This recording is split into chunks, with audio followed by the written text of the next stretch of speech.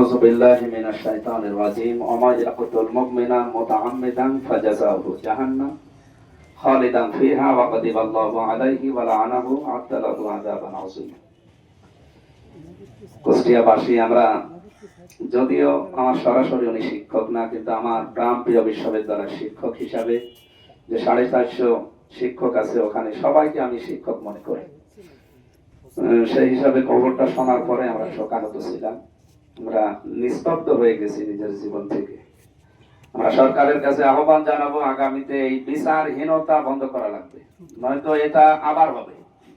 আজকে বিশ্ববিদ্যালয় হয়েছে, কালকে সরকারি কলেজে হবে। সুতরাং এগুলো বন্ধ করার জন্য কোরআন হাদিসের যে নিয়ম নীতি আছে, যেহেতু এখানে 100% নিয়ম নীতি আমরা চালাতে পারি না, সরকারের যে নিয়ম নীতি আছে রাষ্ট্রের, এটা যেন 100% কার্যকর করা হয়। যে অপরাধী তাকে ওই পরিমাণ শাস্তির আওতায় নিয়ে এসে দ্রুত সময়ের ভেতরে কার্যকর না করলে এটা আমাদের চোখে আবার দেখা লাগবে। আশা করছি বিচারহীনতা যেন বাংলাদেশে বন্ধ হয়। আল্লাহ আমাদের সবার সহায় হন। আমিন।